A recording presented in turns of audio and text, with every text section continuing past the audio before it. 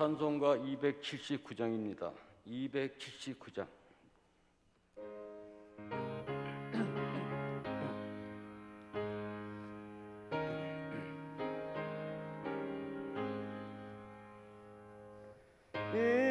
인내하신 그새 주여 내가 비오니 죄인 오라실 때에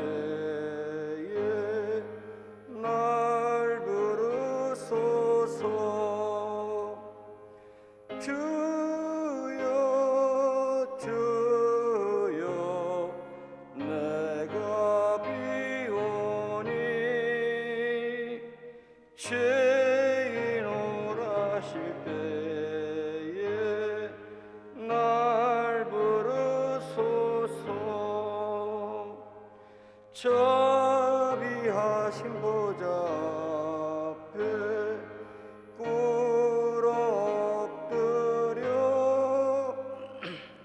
자복하고 회개하니 믿음 주소서. 주여 주여 내가 비오니 죄인 오라실 때에 날 부르소서. 주의 공의지하여 주께 가오니 상한 마음을 고치시고 구원하소서. 주여 주여 내가 비오니 죄인 오라실 때에 날 부르소서. 만복 크는 우리 주여 위로하소서. 우리 주와 같으시니 어디 있을까. 주여 주여 내가 비오니 죄인 오라실 때에 날 부르소서. 아멘. 384장입니다. 찬송가 384장.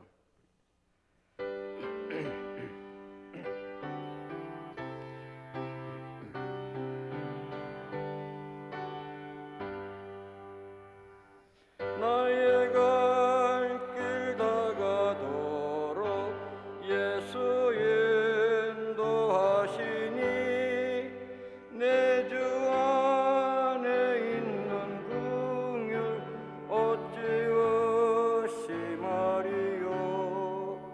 믿음으로 사는 자는 하늘 위로 받겠네. 무슨 일을 만나든지 만사 형통하리라. 무슨 일을 만나든지 만사 형통하리라. 나의 갈 길 다가도록 예수 인도하시니 어려운 일 당할 때도 족한 은혜 주시네. 나는 심히 고단하고 영혼 매우 가라나. 나의 앞 반석에서 하시네 나의 앞에 반석에서 샘물 나게 하시네 나의 갈 길 다가도록 예수 인도하시니 그의 사랑 어찌 큰지 말로 할 수 없도다 성령 감화 받은 영혼 하늘나라 갈 때에 영영 부를 나의 찬송 예수 인도하셨네 영영 부를 나의 찬송 예수 인도하셨네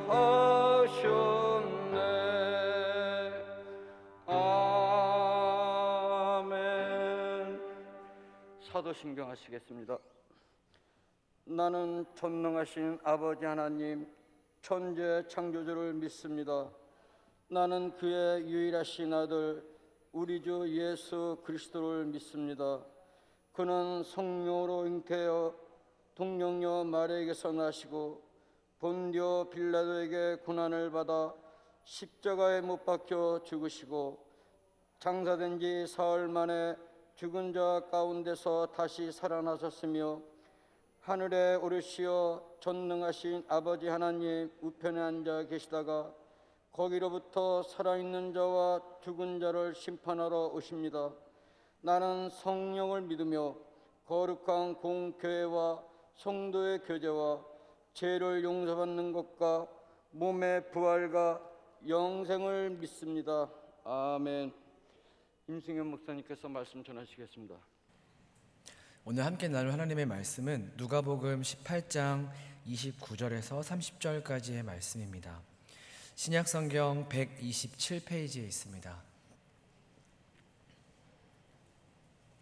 누가복음 18장 29절에서 30절까지 말씀입니다.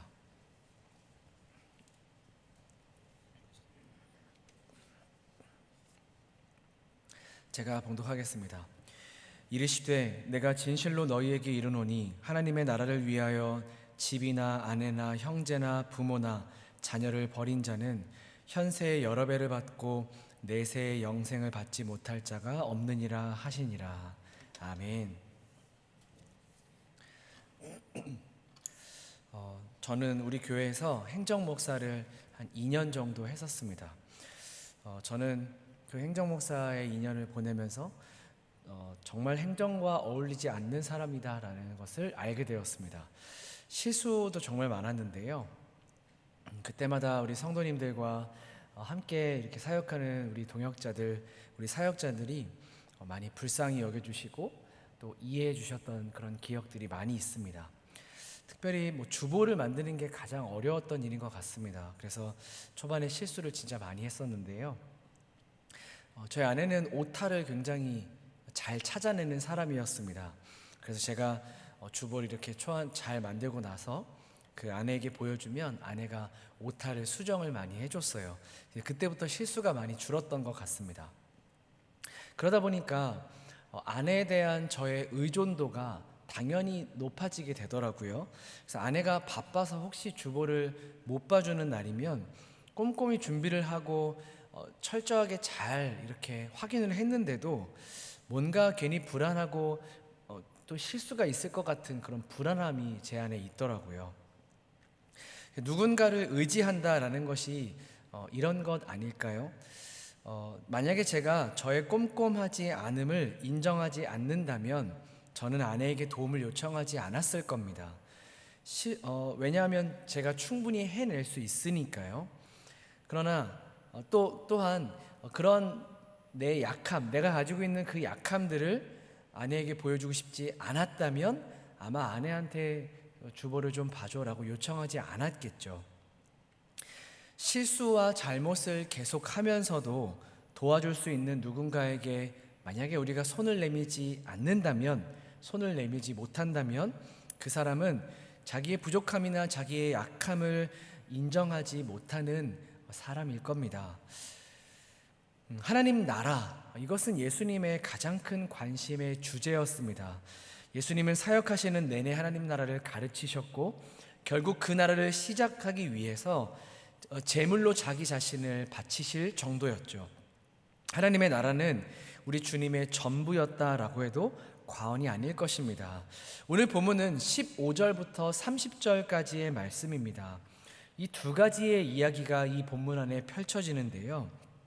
우리가 살펴볼 이 두 가지의 이야기도 이 하나님 나라와 밀접한 관계가 있습니다. 또한 제가 서두에 말씀드리면서 시작했던 이 누군가를 의존하는 문제가 이 하나님 나라에 얼마나 중요한 문제인지를 두 가지의 내용을 통하여서 우리에게 말씀하고 계십니다. 첫 번째 이야기입니다. 사람들이 정확히는 부모들이 어린 아이들을 예수님께로 데리고 옵니다. 성경에 보니까 예수님께서 그들을 만져주시기를 위해서 예수님 앞으로 데리고 왔다라고 이야기하고 있습니다. 여기서 말하고 있는 어린 아이는 어느 정도 좀 큰 뛰어다닐 수 있는 그런 어린아이가 아니라 갓난아이라고 우리가 이해해야 합니다. 당시 사회에서는 유아 사망률이 굉장히 높았다라고 합니다. 이 당시만이었을까요? 우리나라도 그랬죠. 그래서 100일 넘기는 그 아이를 축하하며 100일 잔치, 또 돌을 넘긴 아이를 축하하면서 돌잔치를 하는 것이 아니었습니까? 그래서 부모들은 이 예수님께서 이 갓난아이를 치료해 주시기를, 이 갓난아이에게 복을 주시기를, 그래서 이 어린아이들이 죽지 않고 잘 성장해 나아가기를 위해서 예수님 앞으로 이 아이들을 데리고 나온 것이죠. 근데 그것을 막는 무리들이 있었습니다. 바로 예수님의 제자들이었죠. 왜 예수님의 제자들은 이 아이들이 예수님께로 오는 것을 막았을까요? 뭐가 문제라고 생각했을까요? 이 갓난아이들이 예수님의 사역에 방해가 돼서였을까요? 갓난아이들이 도대체 뭐길래 제자들은 그들이 예수께로 오는 것을 막았을까요? 제자들이 꿈꾸고 있는 나라, 지금 그들이 보고 있고 예수 그리스도와 함께 실현시키고 있는 그 제자들의 나라에서는 이 갓난아기들은 거추장스럽고 쓸모없는 존재일 뿐입니다. 왜일까요? 예수께서 세우셔야 하는 나라는 강대하고 힘이 있는 나라였기 때문이죠.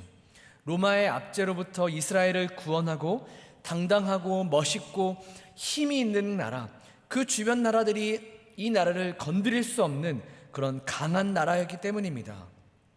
그런 나라에서 이 갓난아기들은 쓸모없는 존재였죠. 왜일까요? 이 갓난아기들은 자기 스스로는 아무것도 할 수 없는 존재였습니다.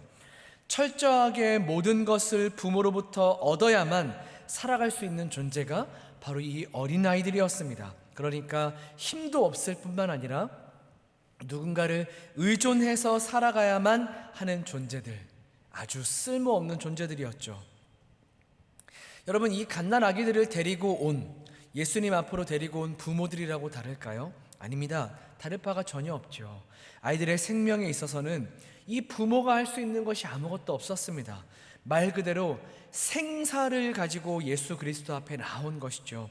그만큼 절박했고 자기들이 할 수 없는 일, 자기들이 아무리 발버둥 쳐도 할 수 없는 이 문제를 가지고 절박함으로 손 내밀고 있는 것입니다. 이 여인들을 맡고 있는 제자들을 예수께서 막으십니다. 그리고 그들 앞에서 선언하시죠. 우리 16절, 17절 말씀인데요. 16절을 제가 읽고 17절을 한번 여러분들이 읽어주십시오. 어린 아이들이 내게 오는 것을 용납하고 금하지 말라. 하나님의 나라가 이런 자의 것이니라.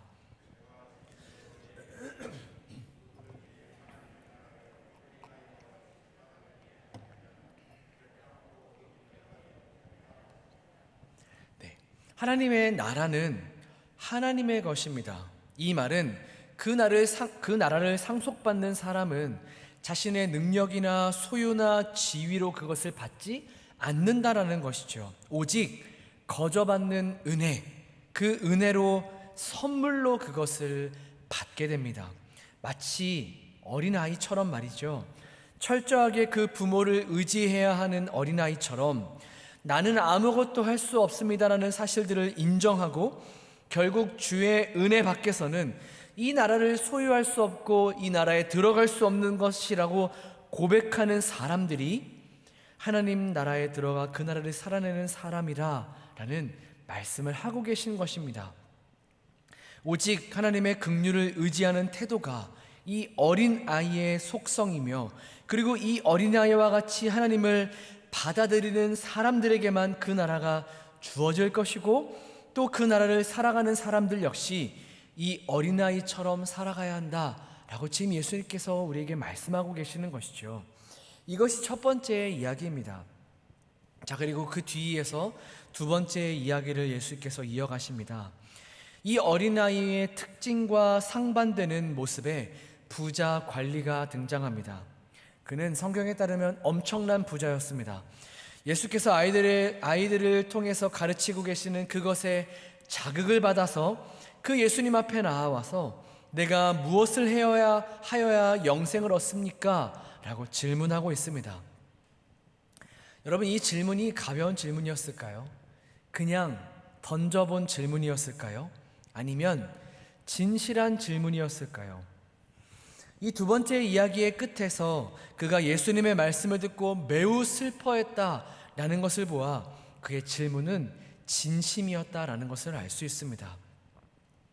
하지만 문제가 이것이죠. 그는 자신의 어떤 행위와 자기가 가지고 있는 지위를 근거로 영생과 복과 힘을 확보할 수 있다라고 생각하는 사람이었습니다. 어린 아이에 관한 이야기를 듣고, 그렇다면 자기와 같이 이런 높은 지위를 가지고 있는 이 사람은 어떻게 영생을 얻을 수 있는지, 어떻게 그 나라에 들어갈 수 있는지를 아마 그가 고민했을 것이고 그 안에 갈등이 있었을 것입니다. 이 부자는 자신이 고민하던 질문에 대해서 예수님의 답을 얻기 원했죠. 근데 한편으로는 은근슬쩍 자신의 경건과 자신의 그 업적, 살아오면서 자신이 얼마나 경건하게 살았는지를 드러내며 그 예수 그리스도 앞에 이야기를 하죠. 그러니까 예수님을 뭐라고 부르고 있습니까? 선한 선생님이여 라고 부르고 있습니다. 그렇게 그 선한 선생님이여 라고 부르면서 자신의 경건과 업적을 이야기합니다. 아마도 예수께서도 자신을 그렇게 칭찬할 것이다. 자기가 그 예수님을 선한 선생님이여 라고 말했으니 이 예수님께서도 자신의 그 경건과 업적을 칭찬하실 것이다 라고 기대했던 것 같습니다. 그러나 그 평가가 정반대입니다. 지금까지의 삶의 방식으로는 너는 영생에 이를 수 없다 라고 말씀하시죠.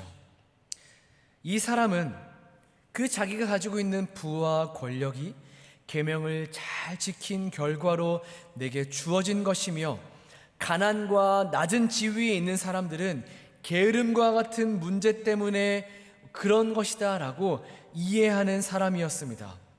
자신이 경건했기 때문에 이런 부와 권력이 내게 주어졌다 라고 생각하는 것이 문제였지만, 또 이제는 자신이 그 부와 지위에 아예 삼켜져 버린 인생이라는 것이 더 큰 문제였지요.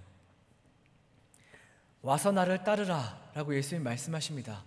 네가 가지고 있는 모든 재물을 팔아 가난한 자들에게 나눠주고 와서 나를 따르라 라고 말씀하시는 주의 말씀을 듣죠. 여러분, 이 말은 영생에 대한 초대였습니다. 예수님이 단지 그를 떠보기 위해서 이런 질문을 하고 계셨을까요? 아닙니다. 결코 아니라고 생각합니다. 이 부자 관리, 이 불쌍한 관리가 그의 손에 굳게 잡고 있는 이 자신의 소유, 자신의 힘, 이것을 내려놓고 영생을 붙잡기를 원하셨습니다.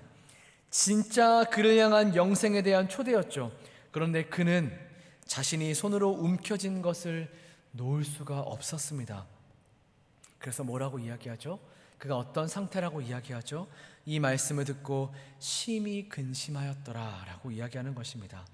이런 배경 속에서 예수님의 엄청난 선언이 등장하죠. 부자가 하나님 나라 들어가는 것이 낙타가 바늘구멍 들어가는 것보다 어려우니라.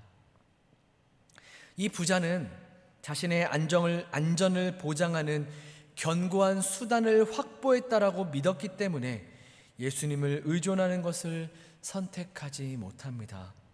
돈을 의존하는 사람이라는 것이 그것을 아주 분명하게 보여주는 구절이죠. 부자는 다 천국에 들어갈 수 없다? 여러분, 그 말씀을 하고 있는 것이 아닙니다. 내 것이 아니라는 청지기적인 자세를 가지고 오직 하나님 나라를 위하여서 내게 주신 이 재물을 어떻게 사용해야 할지 묻고 고민하고 사용하는 그런 부자가 하나님 나라를 소유한 사람, 그 나라를 살아가는 청지기의 사람이라는 그 말씀이신 것이죠. 오늘 이 두 가지의 이야기, 어린아이의 그리고 이 부자의 이야기를 통해서 이 내용 속에 담겨져 있는 의존, 누군가를 의지하는 문제는 하나님 나라에 들어가기 위한 원리입니다. 예수께서 지금 제자들에게 이것을 가르치시는 것이죠.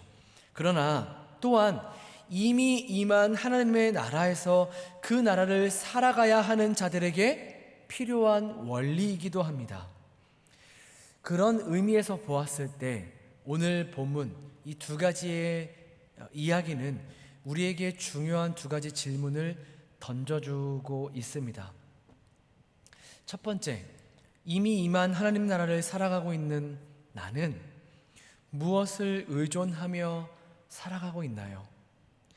자기의 부와 자기의 지위가 나를 안전하게 지켜줄 것 같은 그렇게 잘못 생각했던 부자처럼 혹시 나는 지금 나의 힘을 의존하며 살아가고 있지는 않습니까? 아니면 아무것도 할 수 없는 갓난 아이처럼 전적으로 그분만을 의존하며 이 예수님만을 전부로 여기고 살아가고 있습니까? 무엇을 의존하며 살아가고 있나요? 이것이 예수께서 오늘 본문을 통해서 우리에게 던지시는 첫 번째 질문일 거라 생각합니다. 나는 무엇을 의존하며 살아가고 있는가? 여기에서 더 나아가서 궁극적인 질문 한 가지가 더 있습니다. 그것은 두 번째, 나는 하나님의 나라가 정말 필요한 사람인가? 하나님 나라를 살아가고 있는 것이 나에게 있어서 그 어떤 것과도 바꿀 수 없는 최고의 가치로 여기며 살아가고 있는가? 혹시 지금 이 세상만을 위해서 살아가고 있지는 않은가요? 나의 모든 관심과 목표가 이 세상에만 있지는 않은가요? 이 땅에서 육체를 따라 살아가는 것이 전부인 것처럼 그렇게 우리가 살아가고 있지는 않은가요? 내가 가지고 있는 힘과 내가 가지고 있는 소유로 나의 안전을 확보하며 그렇게 살아가고 있지는 않은가요? 나는 정말 하나님 나라 백성으로 하나님 나라에서 살아가고 싶은 사람인가요? 오늘 본문을 통해 이 두 가지 질문을 우리 자신에게 던져보았으면 좋겠습니다. 그리고 그 질문을 한번 우리의 삶의 모습들을 보며 대답해 보았으면 좋겠습니다. 무엇을 의지하며 하나님의 나라를 살아가고 있는가? 아니, 나는 정말 이 하나님 나라가 필요한 존재로 살아가고 있는가? 사랑하는 여러분, 이 질문 앞에 우리가 하고 싶은 대답이, 우리 모두의 대답이 동일할 것이라 생각합니다. 하나님, 부자 관리처럼 내 힘을 의존하여 살아갈 때가 정말 많이 있지만 하나님, 나는 정말 그렇게 살고 싶지 않습니다. 약하고 약한, 철저하게 그 주님이 아니면, 그 부모가 아니면 살아갈 수 없었던 이 어린아이처럼 오직 주님만 의존하는 삶을 살기를 원합니다. 이 대답이 우리 모두의 고백이고 우리 모두의 마음일 거라 생각합니다. 오늘 이 시간 그런 우리의 고백, 그런 우리의 마음을 들으시고 우리 주님께서 우리에게 그렇게 살아갈 힘과 그렇게 살아가기로 결정하여 내딛는 우리의 걸음을 오늘 하루도 인도해 주실 줄을 믿습니다.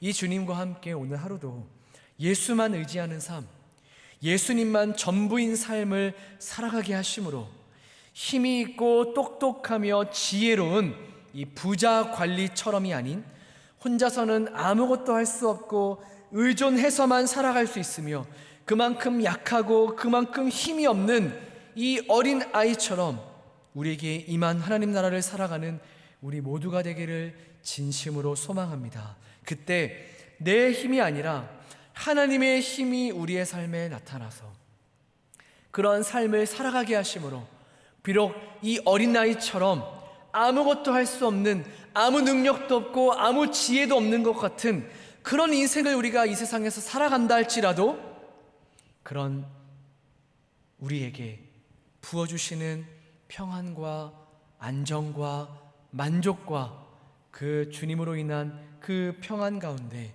오늘 하루 우리의 삶을 살아가게 하실 줄을 믿습니다. 이 시간 말씀 붙들고 함께 그렇게 기도하겠습니다.